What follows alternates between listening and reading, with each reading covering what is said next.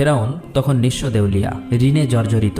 ঋণ পরিশোধ করার ভয়ে ঘরের মধ্যে লুকিয়ে পড়ে। অতএব একে একে পাওনাদার ফেরাউনের বাড়িতে আসতে থাকে। ফেরাউন ছিল খুবই চতুর এবং প্রতারক। শুধু প্রতারক নয়, বাটপার। তাই সে ঘরের মধ্যে থাকলেও ঘরের দরজাটা খোলা রাখত, যাতে পাওনাদার বুঝতে পারে বাড়িতে কেউ নেই। দিনের পর দিন এভাবেই পাওনাদার সেখানে আসে, কিন্তু ফেরাউনের দেখা না পেয়ে তারা ফিরে যায়। ফেরাউন একা একা ভাবতে থাকে, এভাবে আর কতদিন নিজেকে লুকিয়ে রাখবো, নিজেকে প্রতিষ্ঠিত করতেই হবে। সেই সময় মিশর ছিল অর্থনৈতিক দিক থেকে বিশ্বের সেরা। অতঃপর ফেরাউন পাওনাদারের ভয়ে রাতের গভীর আধারে বলক থেকে মিশরের উদ্দেশ্যে লুকিয়ে লিকে রওনা হলেন। সারা রাত অনেক পথ অতিক্রম করার পর শেষ পর্যন্ত মিশরে পৌঁছালো। কিছু দূর যাবার পর তার বন্ধু হামানের সাথে সাক্ষাৎ হলো। তাকে দেখা মাত্রই হামান জিজ্ঞাসা করলো, প্রিয় বন্ধু, তুমি এখানে কেন? তোমার কি অবস্থা? তখন ফেরাউন বলল, বন্ধু হামান, আমি খুবই মুসিবতের মধ্যে আছি। পাওনাদারের ভয়ে লুকিয়ে পালিয়ে এসেছি। আমি একেবারে নিঃস্ব, চারিদিকে ঋণে জর্জরিত। এখন আমার কোনো একটা কাজের প্রয়োজন। তখন হামান বলল, ফেরাউন, আমারও একই অবস্থা, আমার একটা কাজের প্রয়োজন। অতঃপর ফেরাউন ও হামান কাজের সন্ধানে বেরিয়ে পড়লেন। কিছু পথ অতিক্রম করার পর তারা ক্ষুধায় এবং তৃষ্ণায় কাতর হয়ে পড়েছিল। দূরে লক্ষ্য করে দেখলো একটি লোক তরমুজ খেতে তরমুজ কাটার কাজ করছে। তখন ফেরাউন ও হামান ধীরে ধীরে সেই তরমুজ ক্ষেতের সামনে গিয়ে বলল, চাচা যান, আমরা খুবই ক্ষুধার্ত, আমাদের কিছু তরমুজ খেতে দেবেন? এই কথা শোনা মাত্র লোকটি তাদের তরমুজ খেতে দিল। তারা পেট ভরে তরমুজ খেয়ে তৃপ্তি পেল। তারপর ওই তরমুজ ক্ষেতের মালিক তাদেরকে জিজ্ঞেস করলো, তোমাদের তো আগে কখনো দেখিনি, তোমরা কে আর কোথা থেকে আসছো? তখন ফেরাউন বলল, আমরা ভিন দেশি, বলক থেকে আসছি কাজের জন্য। তরমুজ ক্ষেতের মালিক ভাবলো তারও কাজের লোক দরকার, তাই সে তাদেরকে বলল, তোমরা কি আমার কাছে কাজ করবে? হামান বলল, অবশ্যই কাজ করব। তখন তরমুজ ক্ষেতের মালিক বলল, আমার কাছে কাজ করতে হলে সৎভাবে কাজ করতে হবে, চুরি করা যাবে না। ফেরাউন ছিল প্রতারক, তাই সে চালাকি করে বলল, আমি জীবনে কখনো মিথ্যা বলিনি, আর চুরি তো দূরের কথা। এইভাবে বিভিন্ন চালাকি পন্থা অবলম্বন করে ফেরাউন ও তার বন্ধু হামান তরমুজ ক্ষেতের মালিকের মন জয় করে, কাজে নিযুক্ত হলো। পরের দিন থেকে ফেরাউন ও হামান তরমুজ নিয়ে বাজারে যায়। বাজার থেকে তরমুজগুলো বেশি দামে বিক্রি করে মালিকের কাছে বেশি লাভ দেখায়। এভাবেই আরো বেশি মালিকের মন জয় করে নেয়। বেশ কিছুদিন অতিবাহিত হয়ে গেল। একদিন ফেরাউন ওই ক্ষেতের মালিককে বলে, চাচা যান, আপনি তরমুজগুলো পিস হিসাবে আমাকে বিক্রি করুন, তাহলে আপনার আরো বেশি লাভ হবে। ক্ষেতের মালিক তার কথায় রাজি হয়ে গেল। অতঃপর পরের দিন থেকে ফেরাউন তরমুজগুলো আবারও বাজারে বিক্রি করতে নিয়ে গেল। ফেরাউন তরমুজগুলো পিস হিসাবে কিনত, মাঝে মধ্যে কিছু তরমুজ চুরিও করত এবং বাজারে এসে তরমুজগুলো কেটে টুকরো টুকরো করে চড়া দামে বিক্রি করত। এভাবেই চালাকি করে ফেরাউন অনেক টাকা উপার্জন করলো। একদিন রাতে ফেরাউন তার বন্ধুকে বলল, হামান, এভাবেই যদি আমরা শুধু তরমুজ বিক্রি করি তাহলে জীবনে কিছুই করতে পারবো না, আমাদের অন্য কিছু করতে হবে। সেই সময় ঘটে যায় এক চমৎকার ঘটনা। মিশরের বাদশাহ তার সেনাবাহিনীর দ্বারা দেশের মধ্যে একটি বিজ্ঞপ্তি জারি করে। সেনাবাহিনীরা বিভিন্ন জায়গায় গিয়ে বলে, এত দ্বারা জানানো যাইতেছে যে মিশরের কবরস্থানে একটি দারোয়ান প্রয়োজন। যদি কোনো ব্যক্তি এই চাকরি করতে ইচ্ছুক হও তাহলে সে যেন অতি সত্বর মিশরের বাদশার দরবারে যোগাযোগ করে। এই কথা বলে সেনাবাহিনীরা সেখান থেকে চলে গেল। এই সমস্ত কথা প্রত্যক্ষ পরোক্ষভাবে শ্রবণ করার পর ফেরাউন তার বন্ধুকে বলল, হামান, চলো আমরা রাজ দরবারে যাই। হামান বলল, আমার মনে হয় এটা সম্ভব হবে না। তখন ফেরাউন বলল, এই কাজ হাতছাড়া করা যাবে না, চলো আমরা একবার চেষ্টা করি। অতঃপর ফেরাউন ও হামান দেরি না করে সাথে সাথে মিশরের রাজ দরবারে হাজির হলো। মিশরের বাদশাহ তাদেরকে জিজ্ঞেস করলো, তোমরা কে আর কি চাও? তখন ফেরাউন করজোরে অনুরোধ করে বলল, আমি মুসাফির, ভিন দেশ থেকে এসেছি, আমি খুবই অভাবী। আমি শুনেছি আপনি কবরস্থানের দারোয়ান নিযুক্ত করবেন, তাই দয়া করে আমাকে যদি এই চাকরিটা দিতেন আপনার কাছে চিরকৃতজ্ঞ থাকতাম। মিশরের বাদশাহ ফেরাউনকে দেখে মনে মনে ভাবলো, তার তো শরীর স্বাস্থ্য ভালো, চেহারাও ভালো, মনে হয় সে পারবে। এই ভেবে ফেরাউনকে কবরস্থানের দারোয়ানের চাকরিতে নিযুক্ত করলো। পরের দিন থেকে ফেরাউন মিশরের কবরস্থানে দারোয়ানের চাকরিতে নিযুক্ত হলো। দিনরাত ফেরাউন কবরস্থানের সামনে দাঁড়িয়ে থাকে, আর পাশেই একটি ছোট্ট ঘরে তার বন্ধু হামান ও ফেরাউন একসাথে বসবাস করে। একদিন রাতে কয়েকজন লোক একটি মৃত লাশকে দাফন করতে আসলো, কিন্তু ফেরাউন তাদেরকে বাধা দিল, কবরস্থানে ঢুকতে দিল না। তখন তারা বলল, কি ব্যাপার, আপনি লাশ দাফন করতে বাধা দিচ্ছেন কেন? আসলে ফেরাউন ছিল প্রতারক এবং বাটপার, তাই সে চালাকি করে বলল, আপনারা কি শোনেননি মিশরের বাদশাহ নতুন আইন করেছে, মৃত লাশকে দাফন করতে হলে 1 স্বর্ণ মুদ্রা দিতে হবে। এই লোকগুলো ফেরাউনের কথা বিশ্বাস করে নেয় এবং তাকে 1 মুদ্রা দিয়ে লাশ দাফন করে। এভাবেই প্রচার হয়ে যায় যে একটি লাশ দাফন করতে হলে 1 স্বর্ণ মুদ্রা দিতে হবে। এভাবেই ফেরাউন প্রতারণা করে অনেক টাকা উপার্জন করে। সেই সময় ঘটে যায় আজব ঘটনা। মিশরে সেই সময় আল্লাহর গজব শুরু হয়। চারিদিকে কলেরা, বসন্ত রোগে প্রচুর মানুষ মারা যেতে থাকে। অতঃপর কিছু লোক মৃত লাশকে দাফন করার জন্য কবরস্থানে আসলো। তখন ফেরাউন আরো চালাকি করে বলল, মিশরের বাদশাহ নতুন আইন করেছে, যদি কোনো ব্যক্তি কলেরা, বসন্ত থেকে মারা যায় তাহলে 2 স্বর্ণ মুদ্রা দিয়ে তবেই তাকে এই কবরস্থানে দাফন করতে পারবে। ফেরাউন প্রতারণা করে সবার কাছ থেকে স্বর্ণ মুদ্রা নিয়ে অনেক টাকা উপার্জন করলো। এভাবেই সেই বছর অতিবাহিত হয়ে গেল। এরপর ফেরাউন তার বন্ধুকে বলল, হামান, এই দেখো 2 বস্তা টাকা উপার্জন করেছি, কিন্তু এগুলো আমরা মিশরের বাদশার নিকট নিয়ে যাব। এই কথা শুনে হামান যেন চমকে গেল। সে বলল, ফেরাউন, তোমার কি মাথা খারাপ হয়ে গিয়েছে? যে টাকার জন্য এত কষ্ট করলে, সবার থেকে প্রতারণা করলে, আর শেষ পর্যন্ত কিনা সেই টাকাগুলো বাদশাকে দিয়ে দেবে? ফেরাউন বলল, হামান, ধৈর্য ধরো, আমার বুদ্ধি ক্রমশ প্রকাশ পাবে। অতঃপর সে দেরি না করে পরের দিন ফেরাউন ও হামান 2 বস্তা স্বর্ণ মুদ্রা নিয়ে মিশরের বাদশার দরবারে হাজির হলো। মিশরের বাদশা তাদেরকে জিজ্ঞেস করলো, কি ব্যাপার, তুমি বস্তা নিয়ে রাজদরবারে এসেছো কেন? তখন ফেরাউন বলল, জাহাপনা, আমি 2 বস্তা স্বর্ণ মুদ্রা নিয়ে এসেছি। এই কথা শুনে বাদশার মন্ত্রী তাদেরকে ধমক দিয়ে বলল, তোমার সাহস দেখে আমি আশ্চর্য হয়ে যাচ্ছি যে তুমি মিশরের বাদশার সামনে দাঁড়িয়ে টাকার বড়াই দেখাচ্ছ। তখন মিশরের বাদশা বলল, এত স্বর্ণ মুদ্রা তুমি কোথায় পেলে, আর এটা নিয়ে এসেছো কেন? তখন ফেরাউন বলল, জাহাপনা, যারা মৃত লাশকে দাফন করতে আসতো তাদের কাছ থেকে আমি 1 স্বর্ণ মুদ্রা নিতাম। তাছাড়া এতে আমার বেতনের টাকা আছে। আমার মূল উদ্দেশ্য হলো মিশরে গত 2 বছর যে সকল গরিব মানুষ খাজনা দিতে পারেনি তাদের পক্ষ থেকে আমি স্বর্ণের মুদ্রাগুলি আপনাকে দিলাম, আপনি তাদের খাজনা মাফ করে দিন। এমন কথা শুনে সেখানে থাকা সমস্ত লোক আশ্চর্য হয়ে গেল। মিশরের বাদশা তার এই কর্মকাণ্ড দেখে আকর্ষিত হলো এবং তার প্রতি বিশেষ দৃষ্টি আকর্ষণ করলো।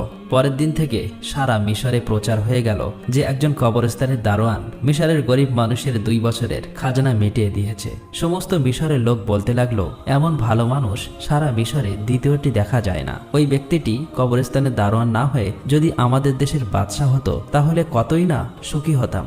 এভাবেই প্রথমে মিশরের বাদশা, তারপর মিশরের মানুষের মন জয় করে নিল। অতঃপর অনেকদিন অতিবাহিত হয়ে গেল। একদিন মিশরের বাদশা বার্ধক্যজনিত কারণে ইন্তেকাল করলেন। তখন চারিদিকে সবাই চিন্তিত হয়ে পড়ল, কি হবে দ্বিতীয় রামেসিস, মিশরের বাদশা। কয়েকদিন পর রাজ দরবারে একটি জরুরি মিটিংয়ের আয়োজন করা হলো। সেখানে থাকা বিশিষ্ট জ্ঞানী ব্যক্তিদের মধ্য থেকে একজন বলল, এইভাবে তো আর মিশরের বাদশার আসন খালি রাখা যাবে না। কি হবে মিশরের বাদশা, আপনারা সবাই আলোচনা করে বলুন। তখন সেখানে থাকা একজন বলল, হুজুর, আমাদের মনে হয় যে ছেলেটি কবরস্থানের দারোয়ান অর্থাৎ ফেরাউন, তার যেমন স্বাস্থ্য তেমন প্রখার বুদ্ধি, তাছাড়া সে তো খুবই ভালো, জনগণের কথাও ভাবে, আমাদের মনে হয় তাকে বাদশা করা উচিত। তখন সে বিশিষ্ট জ্ঞানী ব্যক্তিটি বলল, ঠিক আছে, তবে তাই হোক। সবার অনুমতিতে ফেরাউন হলো মিশরের বাদশা। যে লোকটি একদিন তরমুজ বিক্রি করত কবরস্থানের দারোয়ান ছিল, ভাগ্যের পরিবর্তনে আজ সে সমগ্র মিশরের বাদশা। আসলে ফেরাউন যে কত নিকৃষ্ট মানুষ ছিল তা কারো জানা ছিল না। এদিকে ফেরাউন মিশরের বাদশা হবার পরে আবারও বিভিন্ন চালাকি ও প্রতারণা করে তার বন্ধু হামানকে মন্ত্রী বানিয়ে দেয়। একদিন ফেরাউন রাজদরবারে বসেছিল। তিনি হঠাৎ করে ঘোষণা করলেন, সমগ্র মিশরে গত 1 বছরে কোনো মানুষের খাজনা দিতে হবে না। এই সমস্ত খাজনা ফেরাউনের তরফ থেকে মাফ করা হবে। এই খবর পেয়ে সমগ্র বিশ্বের সাধারণ গরিব মানুষ ভীষণ খুশি হলো। অতঃপর ফেরাউন ও হামান ছাড়া যখন কেউ ছিল না, তখন হামান বলল, বন্ধু ফেরাউন, এভাবে যদি সমস্ত খাজনা মাফ করে দাও তাহলে বাদশাহী চলবে কিভাবে? ফেরাউন বলল, হামান, ধৈর্য ধরো, এরপর আমি এমন বুদ্ধি করব যে সারা জীবন আমরাই হব সমগ্র বিশ্বের বাদশা। এমন কোনো শক্তি নেই যে আমাদেরকে হারাতে পারবে, তার জন্য বুদ্ধির প্রয়োজন। এই কথা বলে তারা দুজনে একে একে চলে গেল। পরের দিন থেকে সারা মিশরে ফেরাউনের নাম আলোচিত হতে লাগলো। এই সময় হামান ফেরাউনকে ডেকে বলল, বন্ধু ফেরাউন, তুমি যদি সারা জীবন বাদশা থাকতে চাও তাহলে কিছু কাজ অবশ্যই প্রয়োজন। তখন ফেরাউন বলল, কি সেই কাজ? এরপর হামান একে একে সব বলে দিল। অতঃপর ফেরাউন রাজদরবারে একটি জরুরি মিটিংয়ের আয়োজন করলো। তখন ফেরাউন বলল, আজ থেকে সারা মিশরে কোনো শিক্ষা ব্যবস্থা থাকবে না, সমস্ত পাঠশালা বন্ধ করে দেওয়া হবে। ফেরাউন রাজকীয় ফরমান জারি করল, মিশরের কোনো ব্যক্তি শিক্ষা নিতে এবং দিতে পারবে না। যদি কোনো ব্যক্তি এই হুকুম অমান্য করে তাহলে তাকে হত্যা করা হবে। সারা মিশরে যারা ছোট ছোট পাথরের মূর্তি বানিয়ে পূজা করে সেগুলি যেন ভেঙে দিয়ে ফেরাউনের মূর্তি পূজা করে। এইভাবে অল্প দিনের মধ্যে ফেরাউনের কথায় ভীত হয়ে লেখাপড়া বন্ধ করে দেয় এবং সমগ্র মিশরের মানুষ আল্লাহর কথা ভুলে গিয়ে মূর্খ অজ্ঞতা হয়ে পড়ে। মানুষ সম্পূর্ণরূপে চতুষ্পদ জন্তুর মতো হয়ে পড়ল। এরপর ফেরাউন ব্যাপক অহংকারী হয়ে গেল। নিজেকে এত বড় মনে করতে লাগলো যে অহংকারে পরিপূর্ণ হয়ে নিজেকে খোদা দাবি করলো। দিনের পর দিন জনগণের উপর খাজনার পরিমাণ বাড়িয়ে দিল। অন্যায় অত্যাচার বেড়ে গেল। একাকী ফেরাউন সারা মিশরে শাসন কার্য চালাতে লাগলো। সুদ, ঘুষ, জেনা, ব্যভিচারের পরিমাণ বেড়ে গেল। এক কথায় ফেরাউন বনি ইসরায়েলদের অপমান অপদস্থ করতে লাগলো। শুধুমাত্র আসিয়া ব্যতীত অন্য কেউই ফেরাউনের অপমান অপদস্থ থেকে রেহাই পেত না। কারণ আসিয়া ছিল সে যুগের সবচেয়ে সুন্দরী, গুণবতী এবং ধার্মিক নারী। সুতরাং বহু বছর পর ফেরাউন আসিয়াকে স্ত্রী রূপে বরণ করেছিল। একদা আসিয়া তার নিজ কক্ষে বসেছিলেন। মনে মনে ভাবতে লাগলো, যেভাবে স্বামী ফেরাউন দেশের জনগণকে অন্যায়ভাবে অত্যাচার করছে, নিজেকে খোদা বলে দাবি করছে, তাতে নিজে তো আল্লাহর গজবে পতিত হবেই এবং দেশের সমস্ত মানুষকে ধ্বংস করবে। ঠিক ওই সময় ফেরাউন সেই কক্ষে প্রবেশ করলো এবং বলল, আসিয়া, তোমাকে এমন চিন্তিত দেখাচ্ছে কেন? তখন আসিয়া বলল, প্রিয় স্বামী, আপনি নিশ্চয়ই জানেন যে এই পৃথিবী, চন্দ্র, সূর্য, আসমান, জমিন সবকিছু সেই মহান আল্লাহ তাআলা সৃষ্টি করেছেন। সুতরাং মানুষ যতই ক্ষমতা লাভ করুক না কেন, একটি ছোট্ট পতঙ্গ সৃষ্টি করতে পারে না। মানুষ মরণশীল, একদিন সবাইকে পৃথিবী ছেড়ে চলে যেতে হবে। তাই আপনি নিজেকে খোদা দাবি বন্ধ করুন এবং আল্লাহর পথে ফিরে আসুন। এই কথা শোনা মাত্রই ফেরাউন খুবই রাগান্বিত হয়ে ধমক দিয়ে আসিয়াকে বলল, আসিয়া, এই কথা যদি অন্য কেউ বলতো তাহলে তাকে আমি হত্যা করতাম। সবাই যেমন আমাকে খোদা মেনে নিয়েছে, তুমিও আমাকে খোদা বলে মেনে নাও, নয়তো তোমার অবস্থা তাদের মতোই হবে। এই কথা বলে ফেরাউন সেখান থেকে চলে গেল। এদিকে আসিয়া খুব চিন্তিত হয়ে পড়ল, কেননা তার কিছুই করার ছিল না। চোখ দিয়ে শুধু অশ্রু ঝরতে লাগলো। এভাবেই বহুদিন অতিবাহিত হয়ে গেল। অতঃপর ফেরাউন একদিন তার নিজ কক্ষে শায়িত ছিলেন। গভীর রজনীতে তিনি স্বপ্নে দেখলেন একটি বিশাল বড় আগুনের গোলা বনি ইসরায়েলের দিক থেকে এসে সারা মিশরকে জ্বালিয়ে পুড়িয়ে ছাই করে দিচ্ছে। অথচ বনি ইসরায়েলদের কিছুই হয়নি। এই স্বপ্ন দেখে ফেরাউন তাড়াতাড়ি জেগে গেল। ফেরাউন দেরি না করে পরের দিন দেশের বিভিন্ন প্রান্তে থাকা বড় বড় জ্যোতিষীদের রাজ দরবারে ডাকলেন এবং নিজের স্বপ্নের কথা বললেন। ফেরাউনের এই স্বপ্নের তাবির করে জ্যোতিষীদের মধ্যে একজন জ্যোতিষী বলল, জাহাপনা, আপনি কিছু মনে করবেন না, ভবিষ্যতে আমরা আপনার মৃত্যু দেখতে পাচ্ছি। আপনি বেশি দিন মিশরের বাদশা থাকতে পারবেন না, আপনার ক্ষমতা চূর্ণ বিচূর্ণ হয়ে যাবে। এই কথা শ্রবণ করে ফেরাউন অত্যন্ত রাগান্বিত হয়ে জ্যোতিষীকে ধমক দিয়ে বলল, কি বলতে চাইছো? আমাকে ক্ষমতা থেকে হারাবে এমন কোনো শক্তি আছে? তখন জ্যোতিষী বলল, বনি ইসরায়েলদের মধ্য হতে মুসা নামক একটি ছেলে আপনার ক্ষমতা শেষ করে দেবে। এই কথা বলে তারা সেখান থেকে চলে গেল।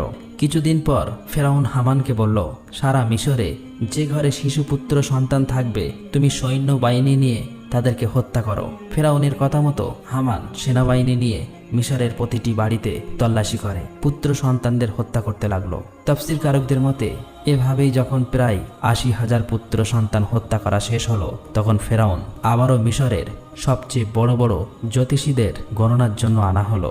অতঃপর জ্যোতিষীরা তখন বলল, জাহাপনা, আমরা গণনা করে দেখতে পাচ্ছি আপনি যতগুলো পুত্র সন্তান হত্যা করেছেন তার মধ্যে মোসা নামক সেই ছেলেটি নেই। তখন ফেরাউন বলল, ভালো করে গণনা করো। এবার জ্যোতিষীরা বলল, জাহাপনা, আমরা গণনা করে দেখতে পাচ্ছি আপনি যতই তাকে হত্যা করার চেষ্টা করেন না কেন, তাকে হত্যা করতে পারবে না। মুসা নামক সেই ছেলেটি আপনার ক্ষমতা চূর্ণ বিচূর্ণ করে দেবে, আর সেই ছেলেটি এখন শিশু। এই কথা শোনা মাত্রই ফেরাউন আরো রাগান্বিত হলো এবং সাথে সাথে হুকুম করলো, তোমরা প্রতিটি বাড়িতে গিয়ে তল্লাশি করো, যে ঘরে মুসা থাকুক না কেন তাকে হত্যা করো। এই খবর সারা মিশরে ছড়িয়ে পড়ল। তখন হযরত মুসা আলাইহিস সালামের আম্মাজান খুবই চিন্তিত হয়ে পড়লেন, কিভাবে তার শিশু মুসাকে বাঁচাবে। ঠিক ওই সময় তার কন্যা মরিয়ম নদীর চরে ছাগল চড়াচ্ছিল। ভালো করে লক্ষ্য করে দেখলো হামান সহ ফেরাউনের অনেক সৈন্যবাহিনী তাদের বাড়ির দিকেই যাচ্ছে। এটা দেখার পর মরিয়ম খুব দ্রুত তার বাড়িতে চলে আসলো এবং বলল, আম্মাজান, ফেরাউনের সৈন্যবাহিনী আমাদের বাড়ির দিকে আসছে, আমার ভাই মুসাকে তুমি বাঁচাও। এই কথা শুনে হযরত মুসা আলাইহিস সালামের আম্মাজান একেবারে হতভম্ব হয়ে গেল। তিনি কিছুতেই বুঝতে পারছে না কি করবে। ততক্ষণে ফেরাউনের সৈন্যবাহিনী তাদের বাড়ি ঘিরে ফেলেছে। এমন সময় আল্লাহ রাব্বুল আলামিন গায়েবী আওয়াজের মাধ্যমে বললেন, হে মুসার আম্মাজান, তুমি দেরি করো না, তোমার পুত্র মুসাকে জ্বলন্ত চুলায় রেখে দিয়ে এসো। হযরত মুসা আলাইহিস সালামের আম্মাজান আর দেরি না করে জ্বলন্ত চুলায় শিশু মুসা আলাইহিস সালামকে রেখে দিলেন। আর তখন হঠাৎ করে ফেরাউনের সৈন্যবাহিনী ঘরের মধ্যে প্রবেশ করলো। তারা বলল, আমরা খবর পেয়েছি তোমার ঘরের মধ্যে মুসা নামক পুত্র সন্তান আছে, তাড়াতাড়ি আমাদের কাছে দিয়ে দাও। তখন আম্মাজান বলল, এই দেখুন, আমার তো কন্যা সন্তান, যদি আমার ঘরে মূসা থাকে তাহলে তোমরা খুঁজে বার করো। তারপর ফেরাউনের সৈন্যবাহিনী ঘরের এদিক ওদিক তন্ন তন্ন করে খুঁজতে লাগলো, কিন্তু কোথাও পেল না। অবশেষে সেখান থেকে তারা সবাই চলে গেল। এরপর হজরত মুসা আলাইসাল্লামের আম্মাজান কাঁদতে কাঁদতে ওই জ্বলন্ত চুলার কাছে গিয়ে দেখলো হজরত মুসা আলাইসাল্লাম বেঁচে আছে এবং ওই জ্বলন্ত আগুনের মধ্যেই খেলা করছে আল্লাহর কুদরতে। হজরত মুসা আলাইসাল্লামের একটি পশমও আগুনে পুড়েনি। তখন হজরত মুসা আলাইসাল্লামের আম্মাজান আল্লাহর দরবারে শুকরিয়া আদায় করলেন এবং বললেন, হে আল্লাহ, তুমি সমস্ত ক্ষমতার মালিক, সমস্ত প্রশংসা তোমারই। আল্লাহ গো, তুমি আমার পুত্র মুসাকে বাঁচিয়েছ। অতঃপর হজরত মুসা আলাইহিসসালামের আম্মাজান ওই দিন রাতে স্বপ্ন দেখলেন আল্লাহ রাব্বুল আলামিন বলছেন, তুমি একটা কাঠের সিন্দুক তৈরি করো এবং হজরত মুসা আলাইহিসসালামকে ওই সিন্দুকের মধ্য দিয়ে নীল নদে ভাসিয়ে দাও। এদিকে আল্লাহ রাব্বুল আলামিন হজরত জিব্রাইল আলাইহিসসালামকে ডেকে বললেন, হে জিব্রাইল, তুমি যাও মুসা আলাইহিসসালামের আম্মাজানকে সাহায্য করো। এই নির্দেশ পেয়ে হজরত জিব্রাইল আলাইহিসসালাম মুসা নবীর বাড়ির দিকে আসতে লাগলেন। সকালবেলা হজরত মুসা আলাইহিসসালামের আম্মাজান নিজের ঘরের সামনেই খুবই চিন্তিত অবস্থায় ছিলেন। এমন সময় দেখলেন একজন দরবেশ তার বাড়িতে এসে হাজির হলেন। তখন মুসা নবীর আম্মাজান বললেন, আপনি কে? আপনাকে তো চিনলাম না। তখন তিনি নিজের পরিচয় গোপন রেখে বললেন, আমি একজন কাঠ মিস্ত্রি। আপনার কি কোনো কাঠের জিনিস তৈরি করতে হবে? সাথে সাথে মুসা নবীর আম্মাজান বলল, অবশ্যই, আমার একটা কাঠের সিন্দুক তৈরি করতে হবে। আর এভাবেই আল্লাহ তাআলা সেদিন জিব্রাইল আলাইহিসসালামের মাধ্যমে মুসা আলাইহিসসালামের আম্মাজানকে সিন্দুক বানিয়ে সাহায্য করেছিল।